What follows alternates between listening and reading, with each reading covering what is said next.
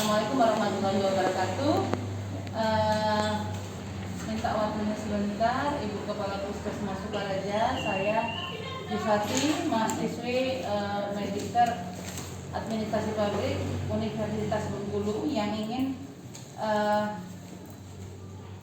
melaksanakan tesis di Puskesmas Sukaraja ini. Adapun judul saya adalah implementasi program KB pada pria di Kabupaten Lebong dengan sampel di Puskesmas Sukaraja. Yang ingin saya tanyakan, menurut Ibu apakah kepatuhan pada pelaksanaan ini dulu ya, cakupan KB pria itu kan sedikit ya Bu dibanding wanita. Jadi yang sedikit itu gimana kepatuhannya Bu? Apakah menurut Ibu bagaimana kepatuhannya pada pelaksanaan program KB pria yang berjalan selama ini? Misalnya yang mengambil kondom kayak gitu, itu patuh atau tidak? Ya, kalau masalah yang KB pria itu ya memang sedikit Bu peminatnya. Yang mengambil pun misalnya kalau untuk KB pria kondom itu yang ngambil itu pasti ibu-ibunya. Ya. Jadi nggak bapaknya.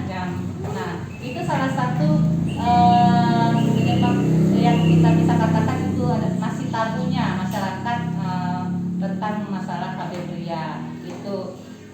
Mereka malu untuk ngambil sendiri. Mungkin yang kedua karena mereka malu untuk berkonsultasi kepada bidannya. Masalahnya kan KB pria itu kan bukan hanya kondom kan, bisa juga kalau yang sudah cukup anaknya sudah cukup umur bisa steril. Nah, untuk vasektomi. Untuk itu juga mereka mungkin masih malu untuk konsultasi ke bidan. Jadi apa ini kira-kira ya? Tapi kalau mengambil, walaupun ibunya yang mengambil, mereka mengambil terus rutin, maksudnya patuh mengambil terus atau kadang-kadang berarti kurang patuh ya? Kadang-kadang mereka mengambil, atau mereka berganti ke pil, atau mereka KB-nya KB selama terputus, nggak tahu. Yang jelasnya untuk korban itu kurang patuh ya. Kemudian masyarakat itu mendukung nggak? Masyarakat itu banyak mendukung nggak tentang KB? Misalnya dari kepala desanya, dari ibu kadesnya, atau dari tokoh-tokoh masyarakat, yuk kita galakkan KB pria, misalnya ada yang vasektomi, mereka mendukung gitu loh. Artinya mencari orang-orang yang ingin mendukung atau tidak? Alhamdulillahnya masih kurang. Pasti kurang mendukung ya. Makanya KB pria di Kabupaten Lebong ini masih rendah ya cakupannya. Gitu. Kemudian untuk misalnya pelaksanaan KB, misalnya walaupun dengan peminatnya yang sedikit,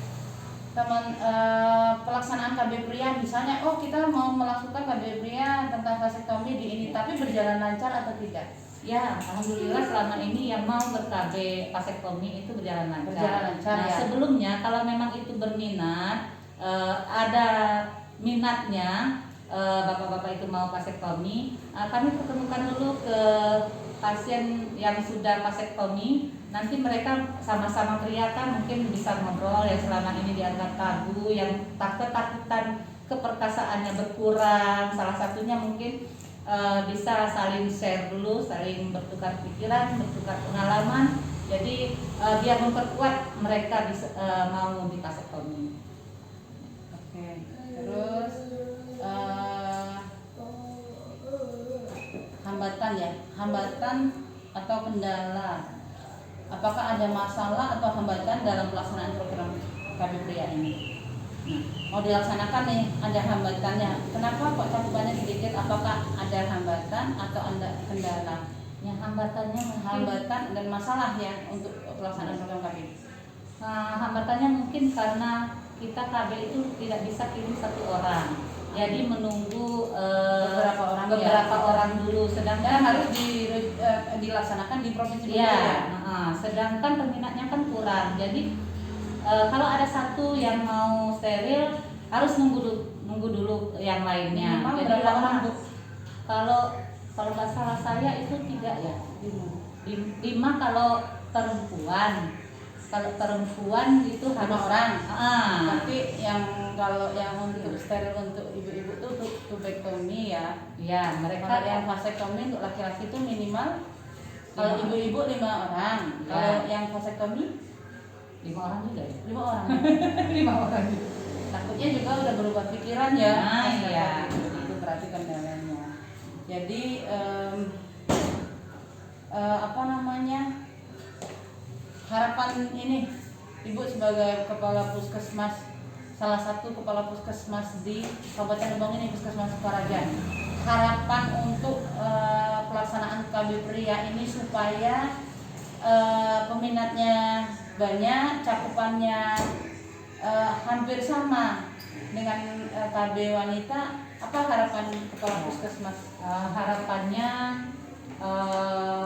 kita sama-sama lintas sektor itu bekerja sama bagaimana cara meningkatkan mungkin sosialisasinya yang lebih diperbanyak supaya masyarakat itu tahu bagaimana sih apa sih keuntungannya jika laki-laki yang ber-KB, kemudian prosesnya itu bagaimana. Jadi mungkin kalau sudah pengetahuan mereka bertambah, sudah banyak yang menggembar-gemborkan, mungkin mereka mau. Dan satu lagi, kalau bisa dilaksanakannya di Lebong.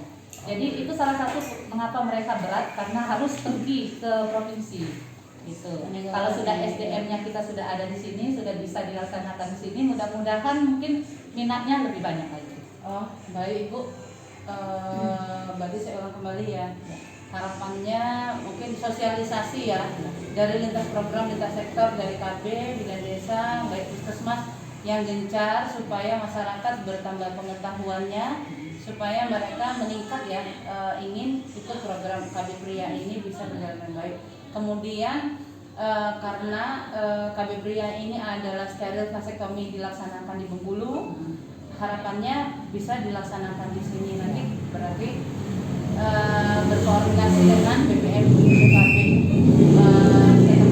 di Kabupaten Lebong ini, terus ke Provinsi Bengkulu. Mudah-mudahan harapan ini Bu bisa realisasi sehingga implementasi program KB pria di Kabupaten Lebong ini cakupannya bisa meningkat di tahun-tahun yang akan datang.